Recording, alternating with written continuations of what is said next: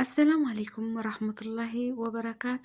ውድና የተከበራችሁ የቻናሌ ተከታታይ ቤተሰቦች እንደምን ዋላችሁ?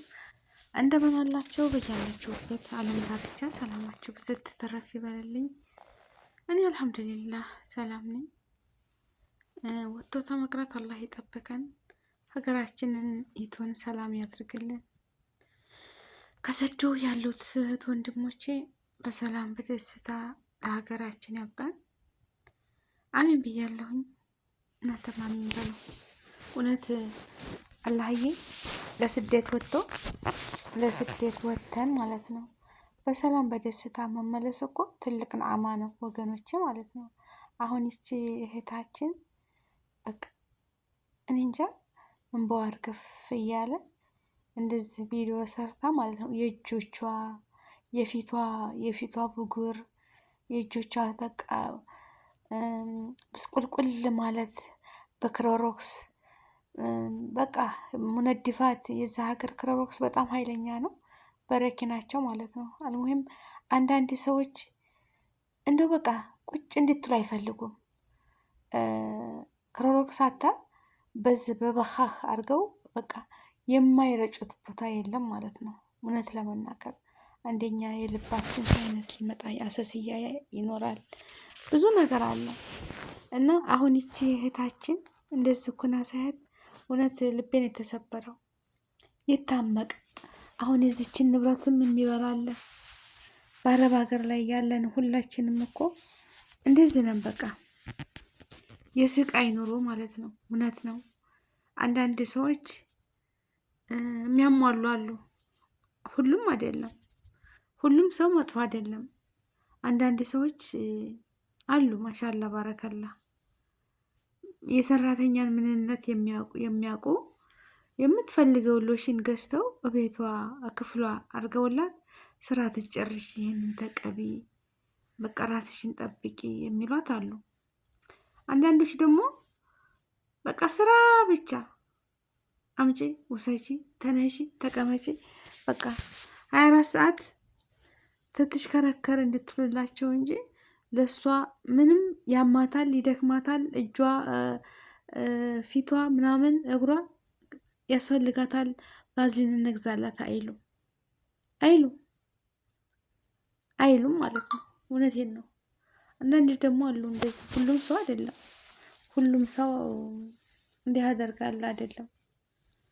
በሁሉም ዓለም ሌላው ቀርቶ ታንዲ እናት ታንዲ አባት ትወልዱ የተለያየ ነው ጸባያችን ማለት ነው። ስስትነታችን በቃ አንደኛው ቸር ሲሆን አንደኛው ስስታም፣ አንደኛው መልካም ሲሆን በቃ የሰው ልጅ እንደዛ ነው።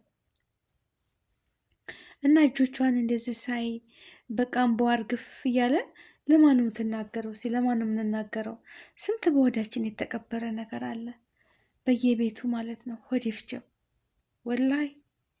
ብቻ አላህዬ የፈጠረን ጌታ እሱ አሳክቶልን ያ ረብ ያ አላህ ያ ረህማን ያ ረሂም ያ ረዛቅ ያ ዋሂድ ያ ጀባር ርዝቃችንን ሰፊ አድርገህ አንተ ሁሉን ነገር አስተካክለልን የራሳችን ጎጆ፣ የራሳችን ቤት፣ የራሳችንን ኑሮ የምንኖር ያርግን።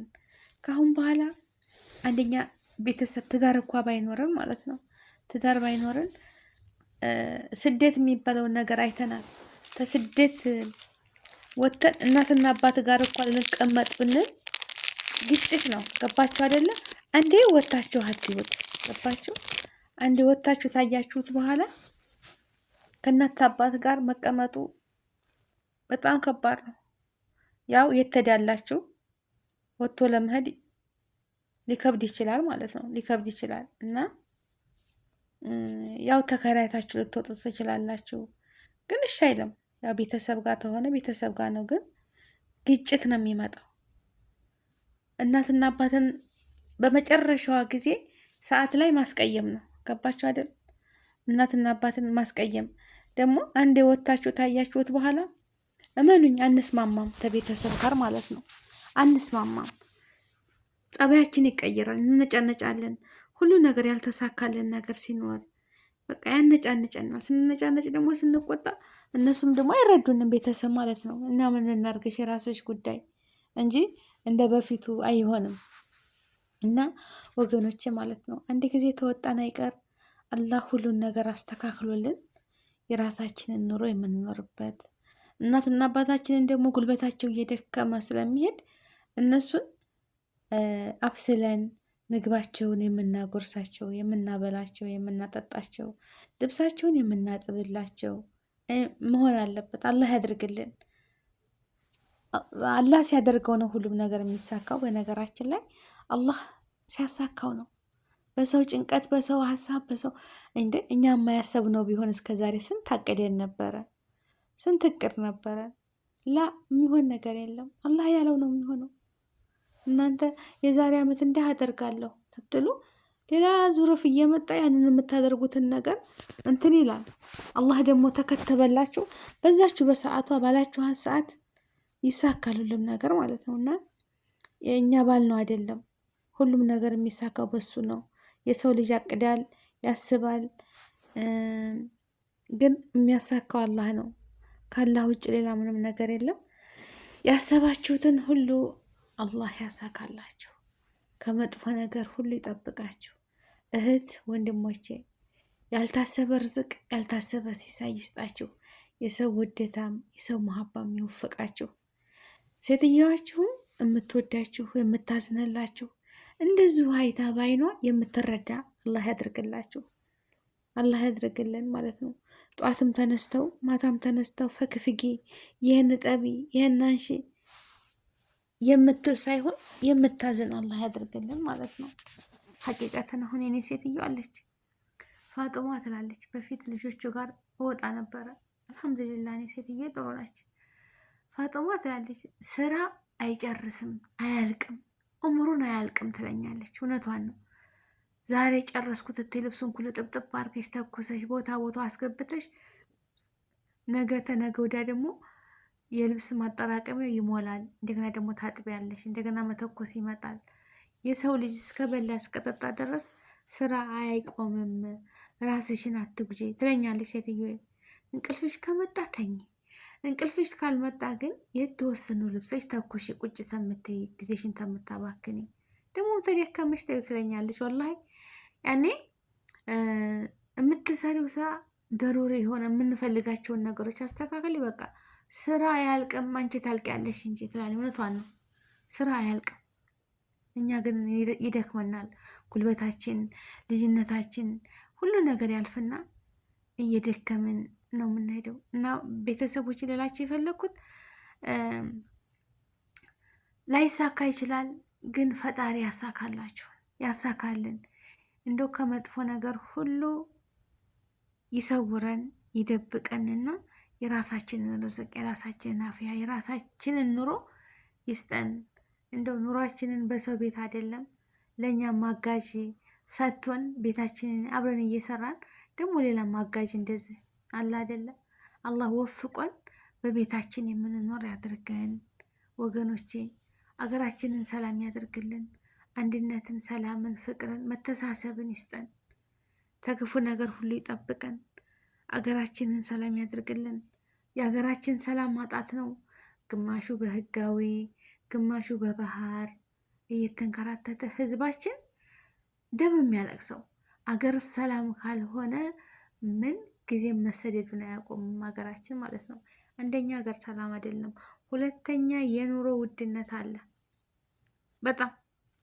ያንን እያዩ በቃ ያላቸውን መሬትም ያለው መሬትን ሽጦ ሌላም ነገር ያለው እንደዛ እያደረገ የተሰደደ ነው ያለው። ሀገራችን የለምለም ሀገር ነች፣ ሁሉ ነገር ያላት ድንቅ ሀገር አለን። ግን እርስ በራሳችን እየተባላን ያለ ነው ማለት ነው። የቤት ቁዝምዝም እቃ ይጨርሳል አለ ሀገሬ ሰው። እርስ በራሳችን እስኪ አስቡት እንግዲህ ከማን ጋር እንዴት ሁኑ እንዴት ማለት ነው። አይሆንም እኮ እርስ በራሳችን አይበጅም። ሀገራችንን ሰላም አድርጓልን። በሀገራችን የምንኖር ያደርገን። እርዝቃችንን ሰፊ ያድርግልን። ኢማናችንን ሙሉ ያድርግልን። ክፉ አይንካችሁ፣ ክፉ አይንካኝ። ይቺ እህታችንም እንግዲህ ፈጣሪ እንደው ያረቢ ልብሽ ውስጥ ያለውን እህት አለሜ እሱ ነው የሚያውቀውና አላህ ይፈርጅሽ፣ አላህ ያስደስትሽ። አላህ በልብሽ ውስጥ ያለውን ሁሉ ህመምሽን አሽሮሽ ደስታን በልብሽ ላይ ያፍስስልሽ። ፈጣሪ ተደሰቱ ካለን እንደሰታለን እኮ። ሰው ይውደዳችሁ። በቃ አላህ ሰው እንዲወደን እንድንደሰት ሁሉን ነገር ቢያደርግልን ይሳካል እኮ። የማይሳካ ነገር የለም። እና ፈጣሪ አላህዬ በልብሽ ላይ ደስታን ያድርግልሽ። እውነት በቃ እንደዚህ አፏን ይዛ እጆቿ ምናምን ሳያት ይችንም ልካ